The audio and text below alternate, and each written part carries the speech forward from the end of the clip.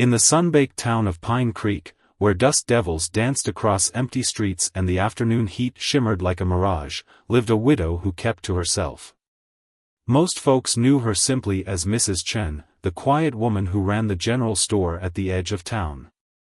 Her weathered hands moved with practiced ease as she stocked shelves and counted inventory, while her dark eyes held secrets few dared to question. The townsfolk whispered about her past, about how she'd arrived 10 years ago with nothing but a trunk of belongings and her late husband's pocket watch. They said she came from somewhere out east, where she'd learned proper manners and gentle ways. But none of them knew the truth that lay beneath her modest dresses and polite smiles. The summer of 1875 brought change to Pine Creek like a storm rolling across the prairie.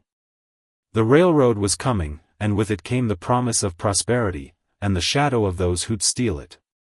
The first signs of trouble appeared gradually: missing cattle, ransacked supply wagons, and travelers who never made it to town. Sheriff Thompson, with his gray-streaked mustache and limp from an old war wound, did his best to maintain order. But even he knew something darker was brewing. The Miller gang, notorious across 3 territories, had set their sights on Pine Creek. Led by the ruthless Clayton Miller, they'd already terrorized half a dozen small towns along the railway's planned route. Mrs. Chen watched it all from behind her store counter, saying little but observing everything. She noticed when strangers began lingering too long in town, asking too many questions about bank deliveries and railway schedules. She saw how the local ranch hands grew nervous, gathering in whispered clusters outside the saloon.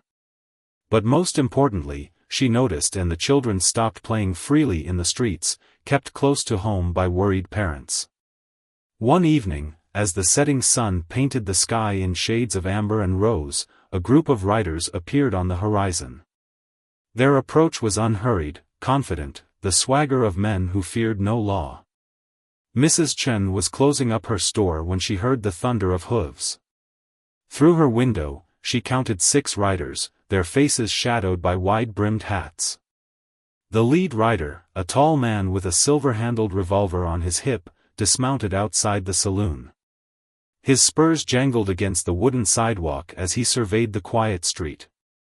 A smile played at the corners of his mouth, but it held no warmth.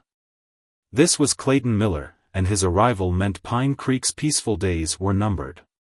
As Mrs. Chen turned the key in her store's lock, she felt Miller's gaze fall upon her. She didn't look up, didn't acknowledge his presence. Instead, she adjusted her shawl and started her usual walk home, her steps measured and unhurried. But beneath her calm exterior, something stirred, a familiar tension in her shoulders, a quickening of her pulse that she hadn't felt in years. That night, after the town had fallen silent save for the raucous laughter spilling from the saloon, Mrs. Chen stood in her modest bedroom. The floorboards creaked softly as she knelt beside her bed, reaching for a wooden chest she hadn't opened since settling in Pine Creek. The brass hinges protested as she lifted the lid, revealing a false bottom that concealed her past. Inside lay a gun belt, the leather still supple despite the years. 2 ivory-handled revolvers rested in the holsters, their barrels gleaming in the lamplight as if they'd been cleaned yesterday. Mrs. Chen ran her fingers along the familiar grip of the right-hand pistol, remembering. Before she was Mrs. Chen, before she was anyone's widow, she'd been known by another name, one that still sparked fear in certain circles. They called her the Ghost Rider of the Yellowstone, though few knew her true identity. In 5 years of protecting stagecoach routes and hunting down outlaws, she'd never lost a gunfight. Her speed and accuracy were legendary, but it was her cunning that truly set her apart. She'd vanished after her husband's death, leaving behind only stories and speculation. Now, as she held the weight of her past in her hands, Mrs. Chen knew Pine Creek's peaceful chapter was ending. The Miller gang had chosen the wrong town, the wrong widow to threaten. Whatever came next, she would protect her home and its people, not as the Ghost Rider, but as someone who'd found something worth fighting for beyond revenge or glory. She spent the night cleaning her revolvers, muscle memory guiding her hands through the familiar ritual. When dawn broke over Pine Creek, Mrs. Chen was ready. The quiet widow had made her choice, and soon the Miller gang would learn that appearances could be deceiving in the most deadly of ways. The following morning, Mrs. Chen opened her store as usual, though her movements held a new purpose. Beneath her simple black dress, a derringer rested in a hidden pocket, not her preferred weapons, but appearances had to be maintained. For now, her ivory-handled revolvers remained hidden at home, waiting for the right moment. The Miller gang wasted no time making their presence known. They swaggered through town in pairs, entering shops with the casual air of men who believed everything was theirs for the taking. When they entered her store, Mrs. Chen watched them through lowered eyes, noting their positions, their weapons, their way of moving. The leader, Clayton Miller, handled everything with exaggerated care, as if testing the limits of her patience. "Fine establishment you have here, ma'am," Miller said, picking up a jar of hard candies and studying it in the sunlight that streamed through the window. His voice carried the forced refinement of someone playing at being a gentleman. "Shame if anything were to happen to it." Mrs. Chen's response was mild, her accent deliberately thickened. "You wish to purchase something, sir?" Miller's smile didn't reach his eyes. "Oh, we'll be doing business together, sure enough. See, my associates and I are starting a protection service in Pine Creek. Insurance, you might say, against unfortunate accidents." Behind him, his men smirked, one of them deliberately knocking over a display of canned goods. Mrs. Chen's hands tightened imperceptibly on her counter, but her face remained impassive. She'd seen his type before, men who mistook kindness for weakness, who saw soft voices and gentle manners as signs of fear. "I consider carefully," she said, bowing slightly. "Come back tomorrow?" Miller set the candy jar down with deliberate care. "Sure, we'll come back tomorrow. But don't take too long considering. Accidents can happen mighty quick in these parts." After they left, Mrs. Chen calmly cleaned up the scattered cans, her mind working through possibilities. The Miller gang wasn't just looking for easy money, they were systematically taking control of the town. By nightfall, she'd heard they'd visited every business on the main street, offering the same deal. That evening, Sheriff Thompson called a town meeting in the church. The small building was packed with worried faces, the air heavy with fear and indecision. Mrs. Chen sat quietly in the back, observing as her neighbors argued about what to do. "We can't let them push us around," declared old Joe from the livery stable, his fist pounding the pew in front of him. "We should fight." "With what?" demanded Mrs. Rodriguez from the bakery. "They have 15 men, all armed. We're shopkeepers and farmers." The sheriff raised his hands for quiet. "Now, folks, I've telegraphed for help from the territorial marshal. But it'll take at least a week for them to get here. Until then, we need to be smart about this." Mrs. Chen listened as the debate continued, noting who seemed ready to fight and who was close to giving in. She understood their fear, she'd seen towns like this torn apart by men like Miller. But she'd also seen what happened when good people stood together. After the meeting, she walked home in the gathering dusk. The street was unusually empty, families having hurried home before dark. But she wasn't alone. Footsteps followed her, trying to be quiet but betraying themselves in the evening stillness. She didn't alter her pace or look back. 3 men, she judged by the sound, not Miller himself, but his men, probably sent to reinforce their earlier message. They let her get almost to her house before making their move. "Evening, Mrs. Chen," called a voice thick with false cheer. Mighty dangerous for a lady to be out alone after dark. She turned slowly, her hands folded in front of her. 3 of Miller's younger gang members stood blocking her path. Their hands rested on their gun belts, but they hadn't drawn, they weren't expecting any trouble from a widow woman. "Perhaps escort lady home?" Mrs. Chen suggested mildly, taking a step backward. The men laughed, spreading out slightly. "Oh, we'll escort you all right." Right after we have a discussion about that protection money. What happened next would later become part of Pine Creek's legend, though few witnessed it firsthand. Mrs. Chen's movement was so swift it seemed like a blur. The derringer appeared in her hand as if by magic, but it wasn't what she used. Instead, in one fluid motion, she drew a hairpin from her neat bun and flicked it with practiced precision.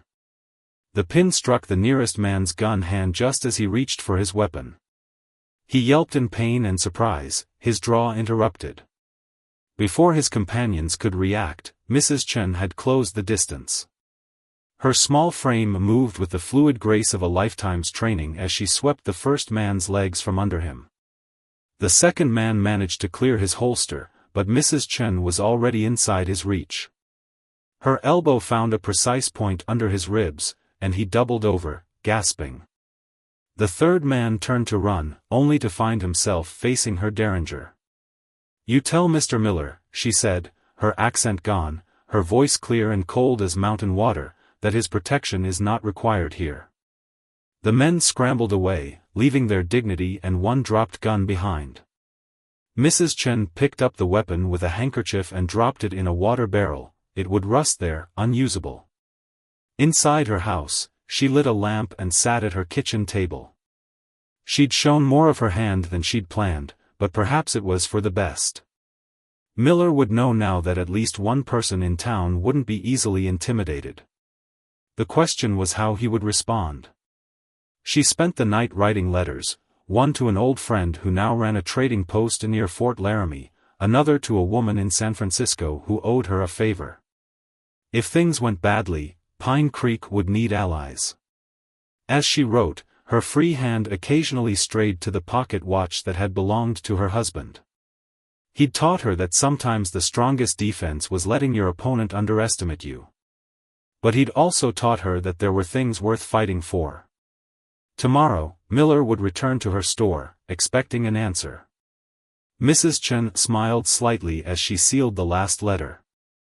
She would give him one, though perhaps not the one he was expecting. The quiet widow had shown a glimpse of her true nature, now it was time to see how the game board would shift.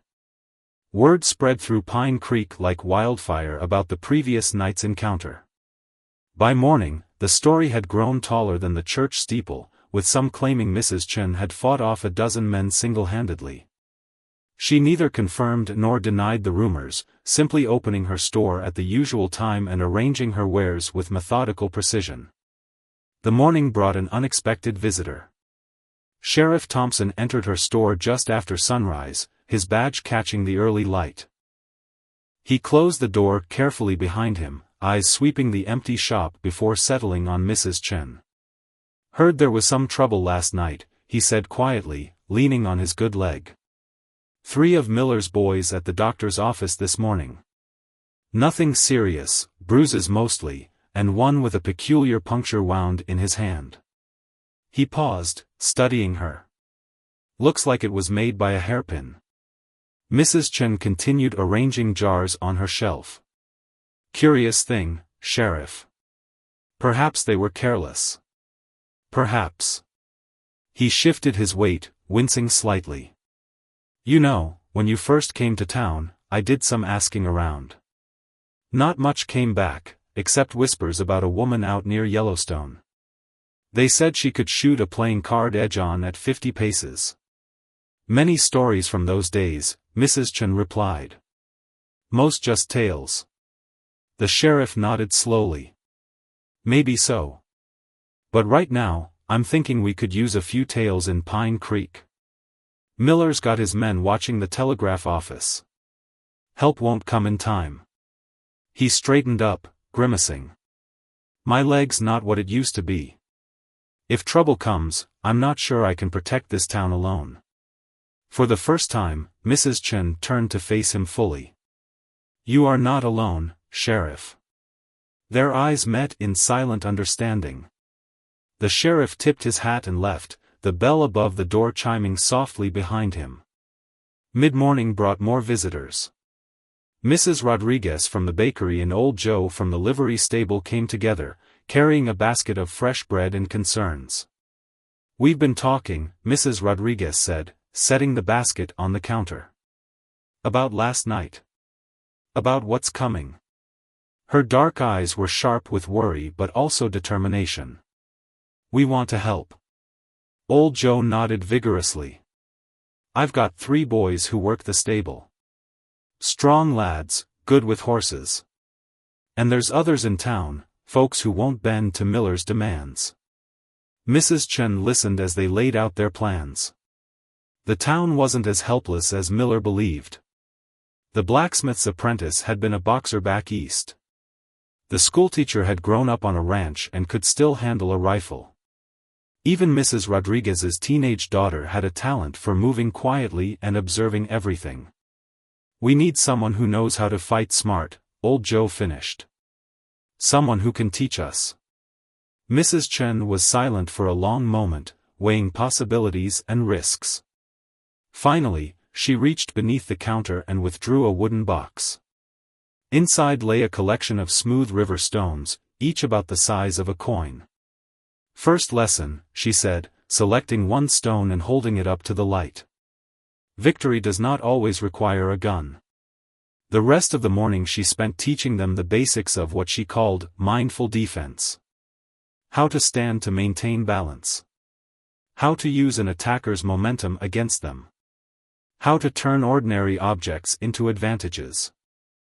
By noon, Mrs. Rodriguez could use her rolling pin in ways that would surprise any outlaw, and Old Joe's boys had learned that a handful of horse feed thrown at the right moment could blind an opponent. But Clayton Miller had plans of his own. Just after lunch, smoke began rising from the direction of the Thompson Ranch outside town. The sheriff and several men rode out to investigate, leaving Pine Creek vulnerable. Within an hour, Miller and his core group of men made their move. They entered Mrs. Chen's store in force, Miller himself in the lead. This time, there was no pretense at gentility in his manner. "Your little display last night was impressive," he said, his voice hard. "But I think you'll find today's business requires a different approach." He gestured, and his men began systematically clearing the shelves, breaking jars and spilling goods onto the floor. Mrs. Chen watched them without expression. Her hand didn't move toward her hidden derringer, nor did she reach for any hairpins. Instead, she simply said, "You mistake patience for weakness, Mr. Miller." He laughed, a sharp sound without humor. "No, Mrs. Chen, I think you mistake your situation. See, while we're having this pleasant conversation, more of my men are visiting other businesses in town. By sundown, everyone in Pine Creek will understand exactly how things work now." He leaned forward, placing both hands on her counter. "The railroad's coming, and this town's future belongs to those strong enough to take it." "Future belongs to those who plant seeds," Mrs. Chen replied calmly, "not those who trample gardens." Miller's face darkened. He reached across the counter, perhaps to grab her, but stopped at a sound from outside. Running feet approached the store, and one of his men burst in, breathing hard. "Boss! Thompson's back early, and he's not alone." From the street came the thunder of hooves and the distinctive click of rifle actions being worked. Miller's expression shifted from anger to calculation as he moved to the window. What he saw made him curse softly.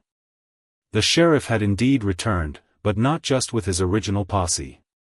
With him were 24 riders, their horses dust-covered from hard travel. At their head rode a tall woman in a U.S. Marshal's coat, her silver star catching the afternoon sun. Mrs. Chen allowed herself a small smile. Her letter to the trading post had found its mark after all. The woman Marshal was an old friend from her Yellowstone days, one who'd never lost her taste for justice or her skill with a rifle. Miller turned back to Mrs. Chen, his eyes narrow. "This isn't over," he said quietly. "Your friends can't stay forever. And when they leave..." He let the threat hang in the air as he gestured to his men. They filed out of the store, trying to look unhurried despite the situation. Mrs. Chen began quietly picking up the scattered goods from her floor. The real fight for Pine Creek was just beginning, but now the town had what it needed most: time to prepare, and hope to sustain its courage. As she worked, she mentally reviewed the lesson she planned to teach that evening in the back of Old Joe's stable. Her students would need to learn quickly because Miller was right about one thing: the marshal and her riders wouldn't stay forever. But by the time they left, Pine Creek would be ready. The quiet widow had planted seeds of her own, and they were already beginning to grow. The arrival of Marshal Wu and her deputies bought Pine Creek precious time, but it also forced Miller's gang to show more of their hand. Over the next few days, mysterious fires broke out in the outlying farms. Cattle scattered from their pastures in the night, their gates found mysteriously open. Supply wagons were delayed or went missing entirely. Mrs. Chen watched it all from her store window, noting how Miller's tactics had shifted from brute force to something more insidious. He was trying to strangle the town slowly, wearing down its will to resist. But he hadn't counted on the quiet strength of Pine Creek's people, or the lessons they were learning each night in Old Joe's stable. Awareness, Mrs. Chen told her growing group of students, is strongest weapon. She demonstrated by walking blindfolded through a maze of obstacles they'd created, never touching a single one.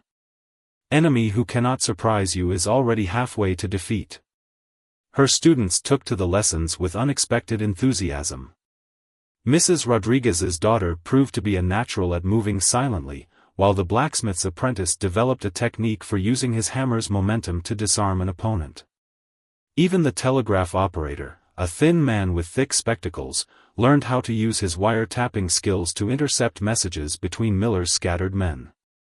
One evening, as Mrs. Chen was teaching a lesson on using common objects for defense, Marshal Wu joined them. The marshal watched from the shadows, her weathered face thoughtful. "You've changed," she said later, as they shared tea in Mrs. Chen's kitchen. "The woman I knew would have handled this differently." Mrs. Chen poured more tea, the porcelain pot a reminder of her life before Pine Creek. "That woman sought justice through the gun. This one seeks it through understanding." "Miller won't be stopped by understanding," Marshal Wu warned. "He's got backing from someone powerful. Those aren't just local rustlers he's hiring, I recognized some professionals among them. Someone wants this railroad route badly enough to burn down heaven and earth to get it." "Then we must be more stubborn than heaven and earth," Mrs. Chen replied simply. The marshal smiled slightly. "My deputies and I can stay another week at most. There's trouble brewing up north that needs attention."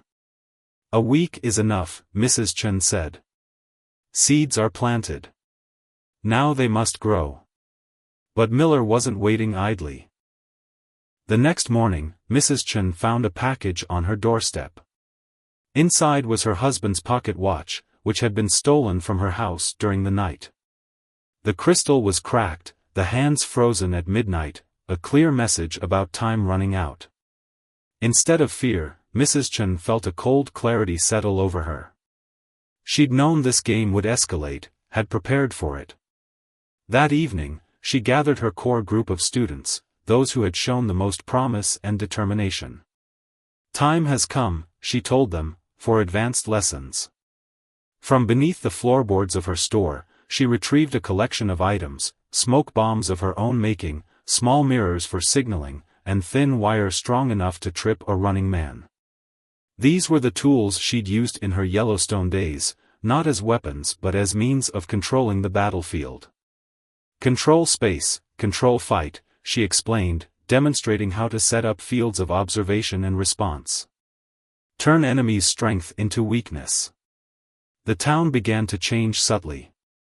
Casual observers might not notice the new wind chimes that served as warning systems, or how certain alleyways had been subtly reorganized to create choke points. The children developed a new game involving an elaborate system of whistles and catcalls, signals that could alert the entire town to danger in moments. Miller noticed something was different when 3 of his men tried to intimidate the blacksmith and found themselves tangled in hidden wires, pelted with river stones from unseen hands, and thoroughly humiliated without a single direct confrontation. His response was swift and cruel. The next morning, the schoolhouse was found ransacked, its books torn and scattered. A message was carved into the teacher's desk: "Education's over. Time for real learning." But if Miller expected this to break the town's spirit, he was sorely disappointed. By midday, the schoolhouse was not only cleaned up but fortified. The teacher gave her lessons in the art of strategy, using the attack on the school to demonstrate principles of defense and response. The children learned their letters by spelling out warning signs and their numbers by calculating defensive positions. That afternoon, Mrs. Chen received a visitor she'd been expecting: Miller's right-hand man, a sharp-eyed fellow who carried himself like a former soldier. He came alone, unarmed, and asked for a private word. "Boss sent me to make a deal," he said without preamble. "He's willing to let you leave town quietly. Take whatever you can carry, go somewhere else. In return, he promises no harm comes to your friends here." Mrs. Chen continued arranging her merchandise as she replied. "Man who breaks small promises will break large ones. This isn't a game, ma'am. I've seen what's coming. Miller's got 30 more men arriving next week. Professional troublemakers, every one. This town won't stand a chance." She turned to face him fully. "You were soldier once. Fought for something you believed in. What do you fight for now?" The man's face tightened. "I fight for whoever pays me. Same as most men." "No," Mrs. Chen said softly. "You fight because you forgot how to do anything else. But it's not too late to remember." He left without another word, but Mrs. Chen noticed how his eyes lingered on the schoolchildren playing their signal games in the street. Seeds, she knew, could take root in the most unexpected places. That evening, as she taught her students how to use shadows and moonlight to their advantage, Mrs. Chen felt a familiar tension building in the air. Miller's reinforcements might be coming, but Pine Creek was no longer the same town they'd first terrorized. Its people had found their strength not in guns or violence, but in unity and cunning. The quiet widow had transformed her adopted home into something Miller couldn't begin to understand: a community that knew its own power. As she watched her students practice their moves in the gathering dusk, Mrs. Chen allowed herself a small smile. The real battle for Pine Creek was about to begin, and she had made sure they would fight it on their own terms. The day before Marshal Wu was scheduled to leave, storm clouds gathered over Pine Creek. The weather matched the town's mood: tense, expectant, charged with potential. Mrs. Chen spent the morning making final preparations, her store becoming a subtle command center for what was to come. Behind the flour barrels, she'd hidden extra supplies. Between the roof beams, her students had strung a network of bells and wires that could be triggered from multiple locations. The shopfront windows, recently cleaned, were actually loosened in their frames, ready to be removed quickly if needed. "Your students learn quickly," Marshal Wu observed, watching from the doorway as townspeople came and went, each carrying out their assigned tasks with quiet efficiency. "But Miller's reinforcements will be professionals. Gunfighters, mercenaries, men who kill for money." Mrs. Chen continued her work, wrapping small bundles of herbs and powder in waxed paper. "Professional fighters know only one way to win," she replied. "We know many." The marshal smiled slightly. "The Ghost Rider I knew would have met them gun for gun." "Ghost Rider died with her husband," Mrs. Chen said softly. "This woman lives for something different." Throughout the day, the town's transformation became complete. On the surface, everything appeared normal: shops open, people going about their business, children playing in the streets. But beneath this ordinary facade, Pine Creek had become a carefully prepared battlefield. The saloon's piano player, an elderly man with clever hands, had rigged the instrument to create signals audible throughout the town. The stables were prepared for a quick evacuation of the town's most vulnerable residents if needed. Even the church bell had been incorporated into their warning system, its different tones carrying specific messages to those who knew how to listen. As evening approached, Mrs. Chen gathered her core group in the back of her store. Old Joe, Mrs. Rodriguez, the blacksmith's apprentice, and a dozen others, ordinary people who had discovered extraordinary courage within themselves. Tomorrow, she told them, Marshall leaves. Miller will expect us to be afraid. To surrender. She placed a simple wooden box on the table between them. Instead, we show him different kind of strength. Inside the box were small packets of her special mixtures, smoke powders, flash compounds, and other tricks she'd perfected during her Yellowstone days. But these weren't weapons of war.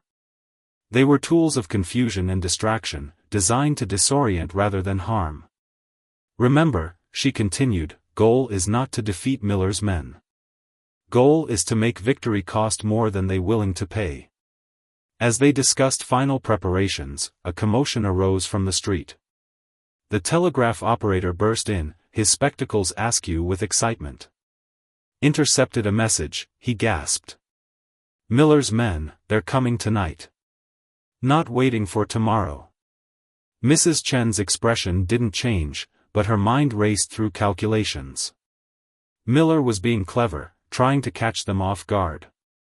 He didn't realize he was playing into their hands. Good, she said calmly. Time to show what Pine Creek has learned.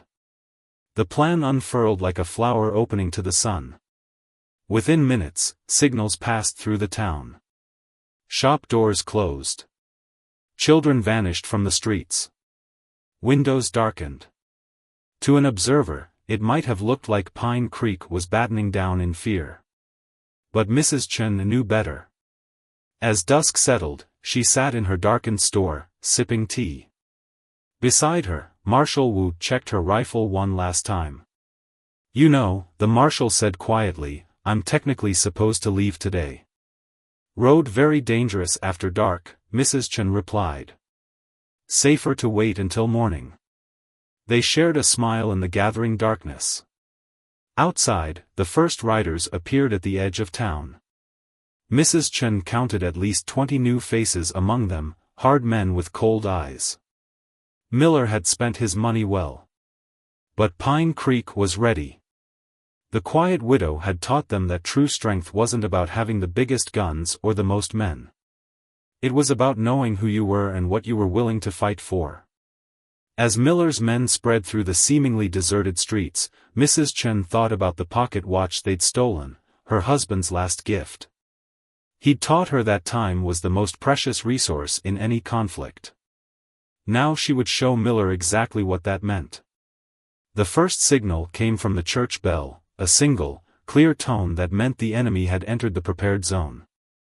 Mrs. Chen raised her hand, holding a small mirror that would relay the command to begin. In the darkness, dozens of eyes watched for her signal, hands ready on ropes and levers, minds focused on the lessons she'd taught them. Miller's voice carried clearly through the evening air as he called out, Come on out, Mrs. Chen. Time to finish our business. Mrs. Chen's response was to lower her hand, sending the mirror's flash across the town. The battle for Pine Creek was about to begin, but not in any way Miller could have expected. The quiet widow had transformed her adopted home into something unprecedented, a town that could fight back without firing a shot. In the gathering dark, she whispered a quiet prayer her husband had taught her, not for victory, but for wisdom. The next few hours would test everything she'd built, every lesson she'd taught, every seed of courage she'd planted. But as she heard the first mechanisms of their defense clicking into place, she felt no fear. Pine Creek was ready. And Miller was about to learn that the most dangerous opponent isn't the one who fights the hardest, but the one who fights the smartest. The night erupted into carefully orchestrated chaos. As Miller's men spread through the town streets, they found themselves caught in a web of confusion and disorientation. Wind chimes tinkled from every direction, their seemingly random sounds actually carrying coded messages across Pine Creek. Shadows moved where no one stood, created by cleverly arranged mirrors and lanterns. From her vantage point in the store's upper window, Mrs. Chen directed the town's defense with small gestures, each one triggering a different aspect of their plan. The first phase began when Miller's men reached the town square. Suddenly, the saloon's piano burst into life, playing a jaunty tune that echoed through the empty streets. Several of Miller's men turned toward the sound, weapons drawn, only to find themselves stumbling as hidden wires caught their ankles. From the surrounding buildings came the sound of laughter, seeming to come from everywhere and nowhere at once. "Find them!" Miller shouted, his composure cracking slightly. "Search every building." But each building held its own surprises. When they kicked in the door of the bakery, they were met with a cloud of flour that filled the air, turning the interior into a white haze. At the livery stable, spooked horses created a stampede that scattered several of Miller's men. The blacksmith's shop appeared to be on fire, but it was only colored smoke, billowing out from Mrs. Chen's carefully prepared mixtures. Mrs. Rodriguez's daughter proved her worth as she darted between buildings, her small form nearly invisible in the growing confusion. She carried messages and triggered mechanisms, coordinating the town's defense with the precision of a master conductor. The telegraph operator, stationed in the church tower, used his knowledge of Morse code to create a symphony of clicks and taps that seemed to suggest a large force was communicating from multiple locations. The sound echoed off the buildings, making it impossible to pinpoint its source. Miller's professional gunfighters found themselves at a disadvantage. Their skills with weapons meant nothing when they couldn't find a target to shoot at. Every attempt to gain control of the situation was met with another layer of confusion. From the shadows, Old Joe's voice called out, "Miller. Remember what happened to your men in Yellow Pine?" Another voice from a different direction added, "Or that business in Fort Bridge?" The voices continued, each one revealing a different piece of Miller's past failures, secrets that Mrs. Chen had gathered through her network of contacts. The psychological impact was immediate. Miller's men began looking at their leader with uncertainty. Mrs. Chen watched as Miller's face contorted with rage. "Enough of these games," he roared. "Burn it. Burn the whole town down if you have to." But even this command played into their hands. As Miller's men reached for their oil lanterns, the school teacher's voice rang out clear and strong, "I wouldn't do that if I were you. Notice anything strange about the air?" The mercenaries hesitated. In the confusion of smoke and flour dust, setting a fire could create an explosion that would consume everyone. Miller's own men began backing away from their lanterns, their confidence shaken. Marshal Wu, watching from her hidden position, whispered to Mrs. Chen, "Your husband would be proud. You've turned the whole town into a weapon." Mrs. Chen allowed herself a small smile. "Not weapon. Shield." The next phase of her plan began as the church bell rang out a specific pattern. On this signal, the townspeople began their ghost dance, a technique Mrs. Chen had adapted from her days as the Ghost Rider. Multiple lanterns swung in coordinated patterns, creating moving shadows that seemed to show dozens of armed figures converging on Miller's men. The professional gunfighters, used to straightforward confrontations, found themselves increasingly unnerved. Their shots at the shadows wasted ammunition and revealed their positions. Each time they tried to regroup, another clever trick scattered them. Miller himself remained in the street, turning in circles as he tried to understand what was happening. "Come out and face me, widow," he shouted. "Or are you too much of a coward?" His answer came in an unexpected way. The general store's front door opened, spilling warm lamplight into the street. Mrs. Chen stepped out, unarmed, carrying only a tea tray with 2 cups. "Mr. Miller," she said calmly, her voice carrying clearly through the chaos. "Perhaps time to discuss business properly." The sight of this small, unassuming woman offering tea in the midst of such confusion seemed to enrage Miller even further. He raised his gun, but before he could fire, something extraordinary happened. Every window in Pine Creek lit up simultaneously. Dozens of mirrors caught and reflected the lamplight, creating a dazzling display that illuminated the street like daylight. In that brilliant moment, Miller could see exactly what he was facing, not just a widow with a tea tray, but an entire town united against him. Standing in doorways, on rooftops, and in windows were the people of Pine Creek. They held no guns, but their faces showed a determination that no amount of hired muscle could intimidate. The professional gunfighters, men who had faced posses and armies, found themselves unsettled by these ordinary townspeople who showed no fear. Mrs. Chen set her tea tray on a barrel and poured 2 cups with deliberate grace. "Choice is simple," she said. "Leave Pine Creek now, or learn why Ghost Rider of Yellowstone chose this town as home." The name sent a ripple through Miller's men. The Ghost Rider was a legend among gunfighters, known not just for skill with weapons but for an uncanny ability to turn entire territories against the outlaws who plagued them. Miller's right-hand man, the former soldier, stepped forward. "Boss," he said quietly, "I've seen something like this before. In the war. When civilians decide they won't be moved, there's no profit in it." But Miller wasn't ready to concede. His hand tightened on his gun as he stared at the quiet widow who had systematically dismantled his plans. The night had revealed a truth he wasn't prepared to face, that true power didn't always come from the barrel of a gun. The standoff in Pine Creek's illuminated street stretched like a drawn bowstring. Miller's gun remained pointed at Mrs. Chen, while she calmly picked up one of the teacups and took a sip. Steam curled in the night air, carrying the subtle scent of jasmine. "Your reputation means nothing here," Miller snarled, but there was a tremor in his voice. "I've got powerful friends backing me. The railroad's coming, and nothing you or these townspeople can do will stop it." "Railroad is welcome," Mrs. Chen replied mildly. "Progress is natural as sunrise. But progress built on fear has poor foundation."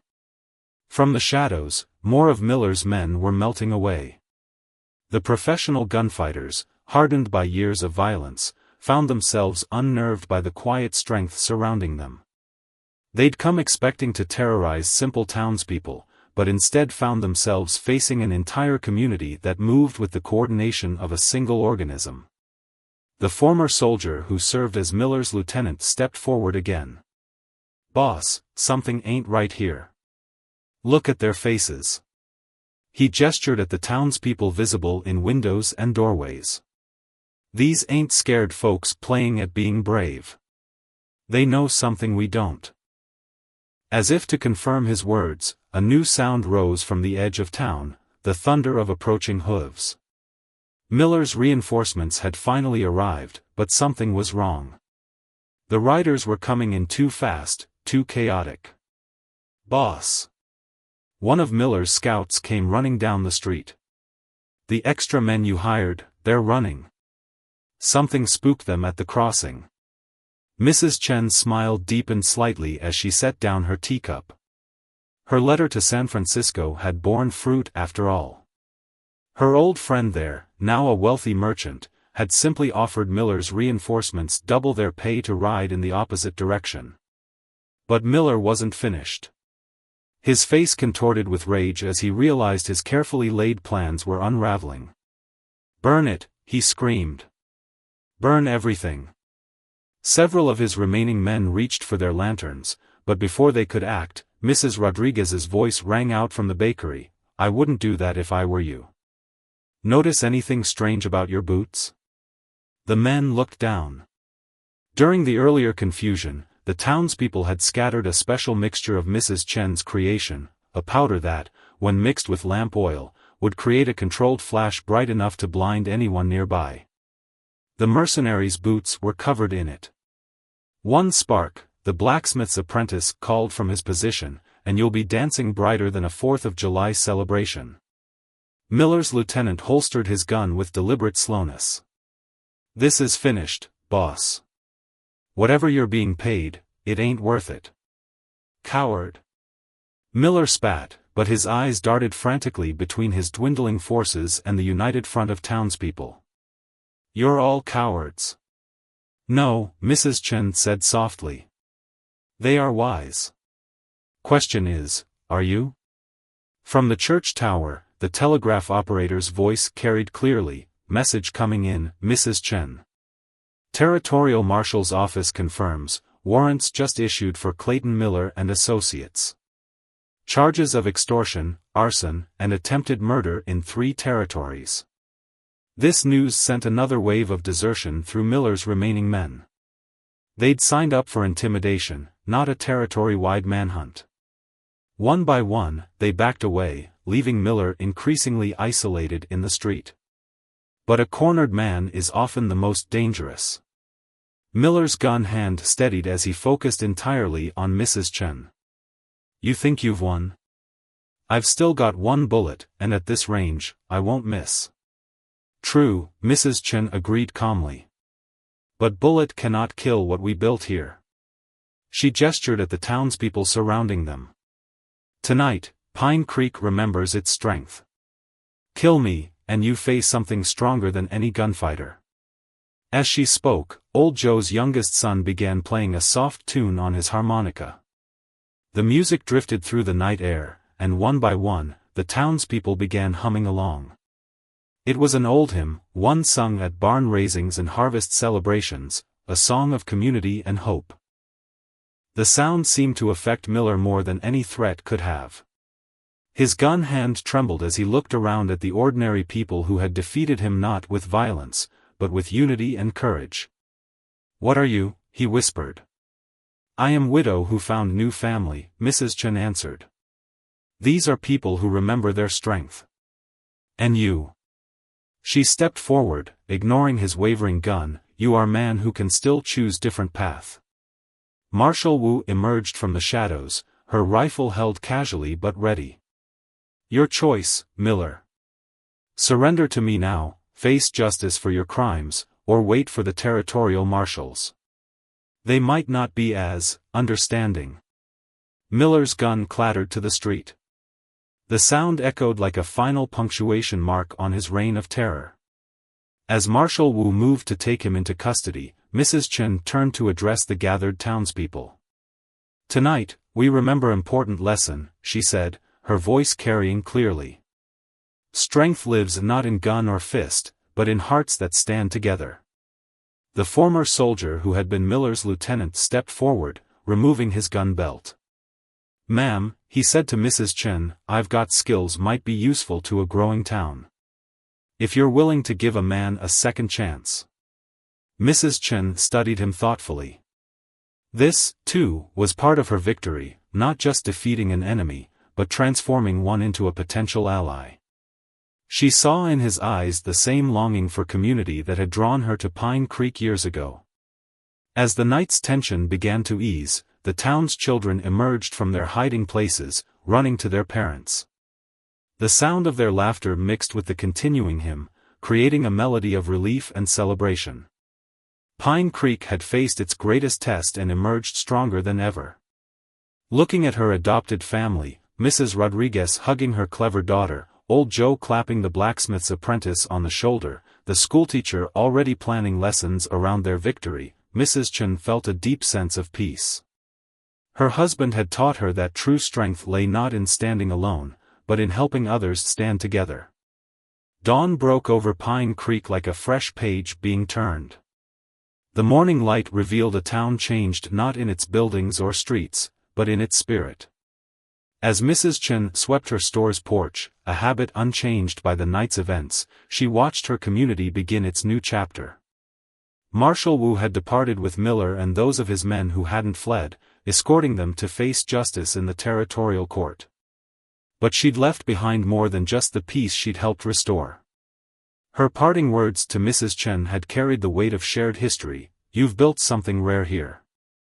Something worth protecting." The former soldier, who introduced himself as Mr. Hayes, proved true to his word. His military experience found new purpose in organizing the town's watch system, teaching others the same skills of observation and preparation that Mrs. Chen had begun.